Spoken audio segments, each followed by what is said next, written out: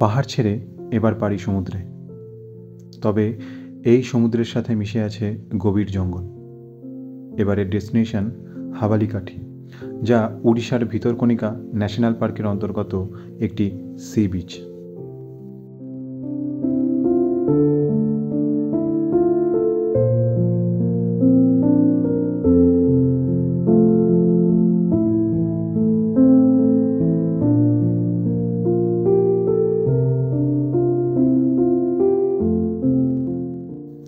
March মাস নাগাদ এখানে olive Ridley দেখা যায়, মানে প্রচুর কচ্ছপ ব্রিডিংয়ের জন্য সমুদ্র থেকে বিচে আসে, যা এখানের এক অন্যতম আকর্ষণ।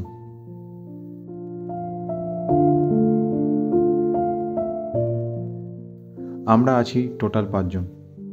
হাওড়া থেকে রাত 11:55 চেন্নাই মেল ধরে আমরা এসেছি ভদ্রক স্টেশনে। মাত্র 4 ঘন্টার জার্নি। ট্রেন লেট করায় আমরা ভদ্রকে নামলাম 6:10 নাগাদ। গাড়ি আমাদের বলা ছিল, তাই নেমেই আমরা চা বিস্কুট খেয়ে বেরিয়ে পড়লাম।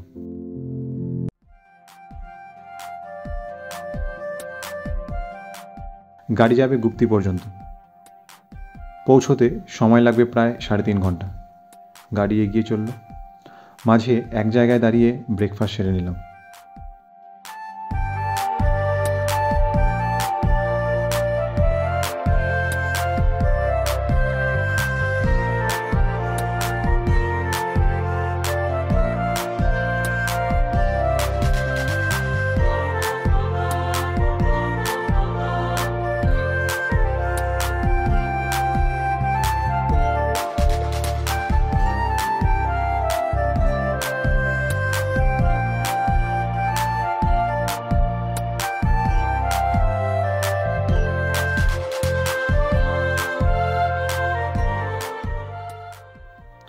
গুপ্তি যখন পৌঁছলাম তখন বাজে প্রায় 10টা। 11:30 নাগাদ আমাদের বোটের ব্যবস্থা হলো। দেরি হওয়ার কারণটা বোটে উঠে বিস্তারিতভাবে বলছি।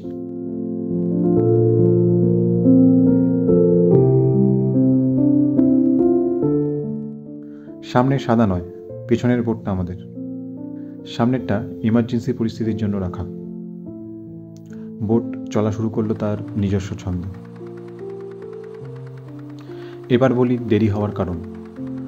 বোট আগে থেকে বলা না থাকায় এবং আমাদের বুকিংয়ের ইনফরমেশান এখানের অফিসে না থাকায় গুপ্তিতে কিছুটা সময় আমাদের নষ্ট হলো বোটের অপেক্ষায়।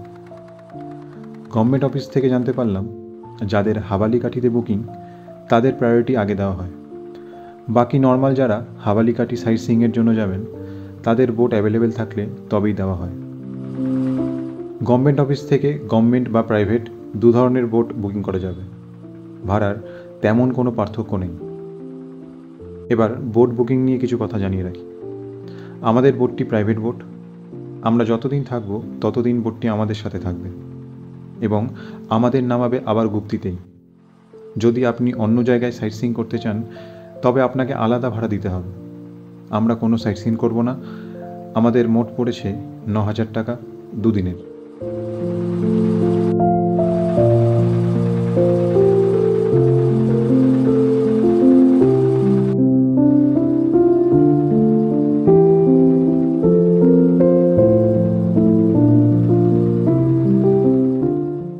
কিছুটা দূর যেতেই নদীর দুধারে ম্যানগ্রোভ ফরেস্ট শুরু হলো।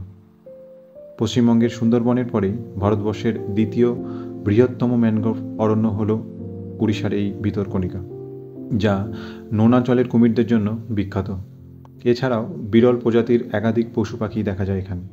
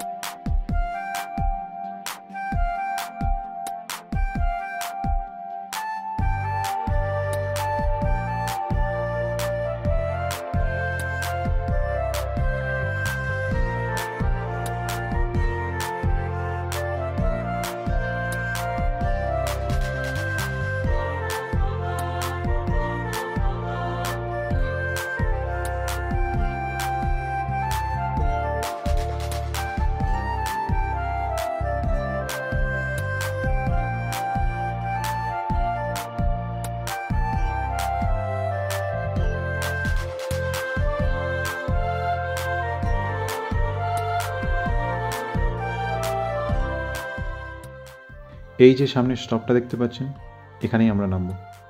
এখন বাজে 2:20। এবার এখান থেকে টোটো করে আমরা যাব আমাদের গন্তব্যে।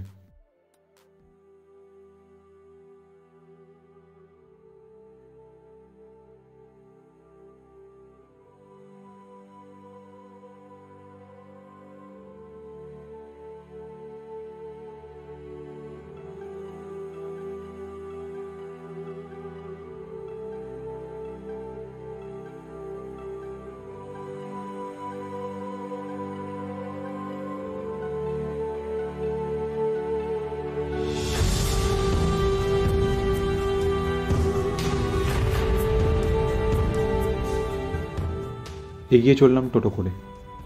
দুদিকে জঙ্গল আর মাঝে লাল মাটির নুড়ি পাথরের রাস্তা।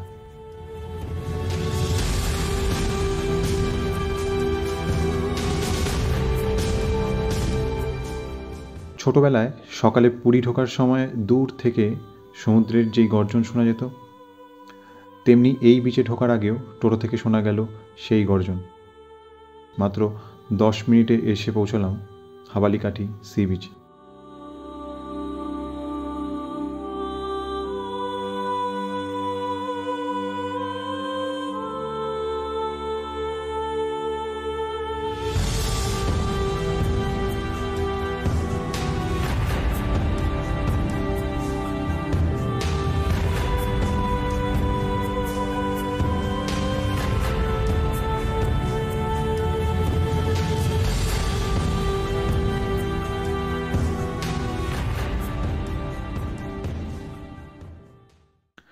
এখানে অনেক রকমের রুম আছে, সেগুলো সমস্ত ডিটেলস স্ক্রিনে দেওয়া হলো।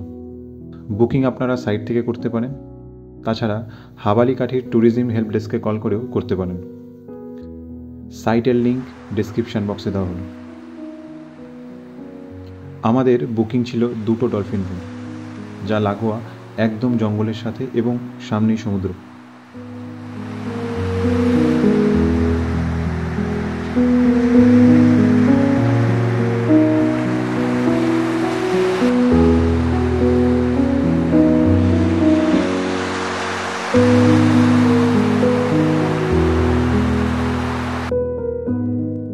ডলফিন রুমগুলো মূলত ডবল বেড, কিন্তু 3 জনের জন্য উপযুক্ত।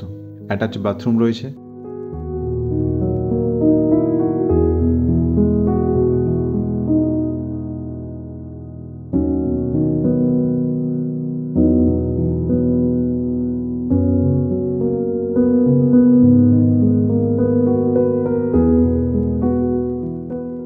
এই রুমের সামনের দেওয়ালটি সম্পূর্ণ কাঁচের, যার কারণে ঘরে বসেই আপনি সমুদ্র দেখতে পাবেন।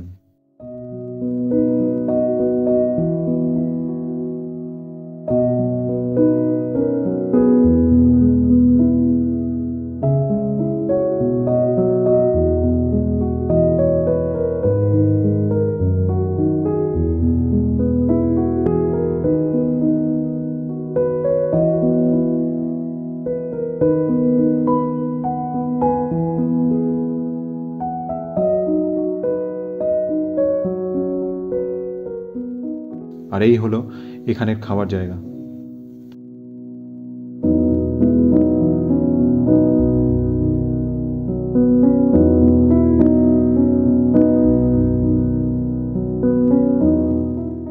আজকের মতো ফ্রেশ হয়ে খেয়ে দিয়ে বিচের চারপাশটা একটু ঘুরে নিলাম। খাওয়া নিয়ে অতটা এক্সপেকটেশন না থাকলেও খাওয়ার বেশ ভালোই লাগলো। জঙ্গলের জন্য এখানে কোনো রকম মাংস অ্যালাউড নয়।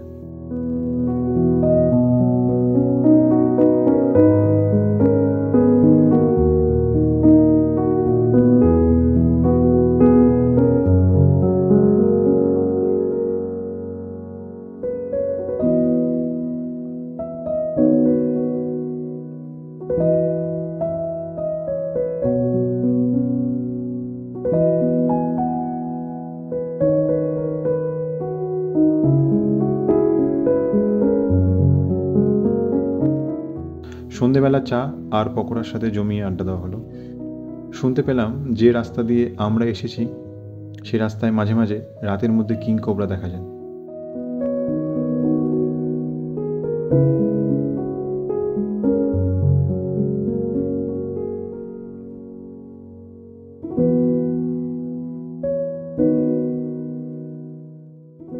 রাতে হঠাৎ করেই অনেক শেয়াল চেঁচিয়ে উঠল।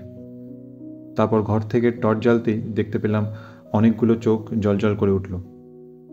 বাথরুমের পাইপের সামনে শেয়ালের হাঁটু মুড়ে জল খাওয়ার দৃশ্য চোখে পড়ল ঘর থেকে।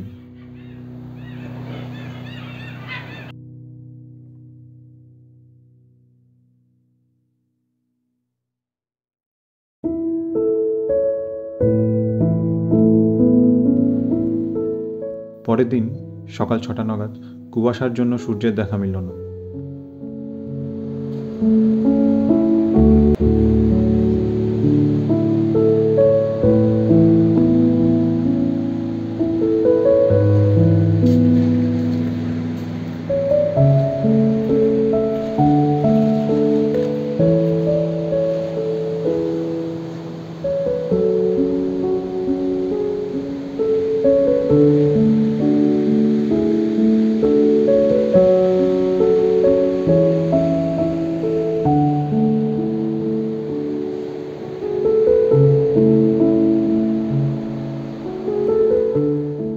তবে কুয়াশা কিছুটা কাটতেই ঘরে বসেই দেখা মিলল।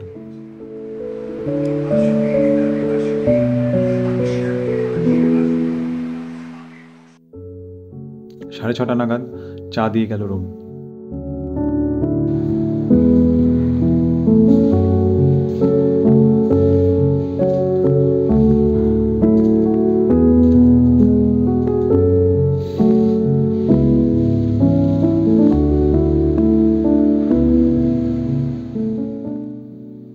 আজকের বিশেষ আকর্ষণ হলো জঙ্গল সাফারি, তবে পায়ে হেঁটে।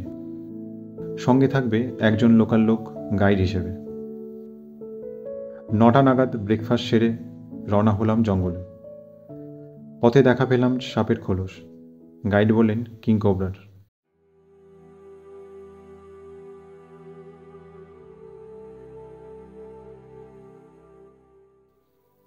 তারপর গাইড জঙ্গলের মাঝের এক পুকুরের কাছে নিয়ে গেল, যেখানে নাকি হরিণ জল খেতে আসে। সেদিন হরিণের দেখা না পেলেও দেখতে পেয়েছিলাম প্রচুর গোসাপ একসঙ্গে পুকুরের ধারে রোদ পোহাচ্ছে। তবে আমাদের পায়ের আওয়াজ শুনতেই কেউ কেউ জঙ্গলে, আবার কেউ কেউ পুকুরের জলে লুকিয়ে গেল। 40 মিনিট অপেক্ষা করলাম। দেখলাম 2টো গোসাপ জল থেকে বেরিয়ে আসছে।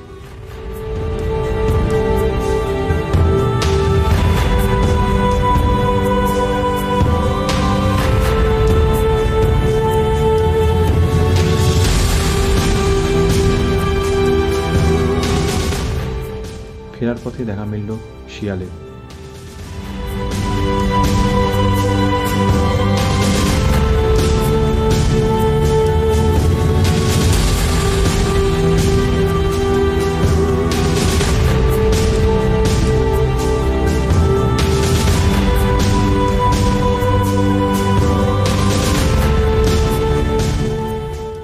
জঙ্গলের রাস্তা ধরে উঠে এলাম বিচে। সেখান থেকে খুব দূরে দেখা গেল প্রচুর ডলফিন। অবশ্য ক্যামেরা বন্দি করা যায়নি। রাতে যারা এখানে দায়িত্বে আছেন তারা জানালেন 2টো সজারু প্রতি রাতেই খেতে আসে। তারাই খেতে দেয়, তবে সেটা যেখানে রান্না হয় তার ঠিক পেছনের একটা অন্ধকার জায়গা। অনেকবারই তাদের দেখা মিলল।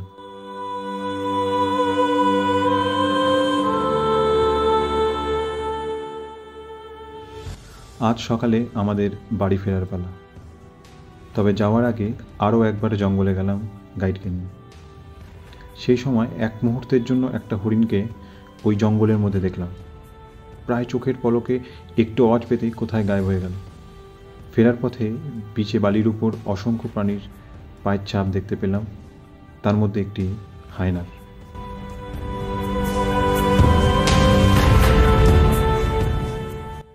অজস্র পাখি, প্রায় জনমানব শূন্য এক দ্বীপে জঙ্গল সাফারি, অন্ধকারে সজারুর আনাগোনা, রাতে শিয়ালের চলাফেরা, কাঁকড়া, ডলফিন, আরও কত কী। প্রকৃতি উজাড় করে শুধু দিয়েই গেল। এই সব কিছু পেতে হলে করে ফেলুন প্ল্যান আর চলে আসুন এই সমুদ্র সৈকতে।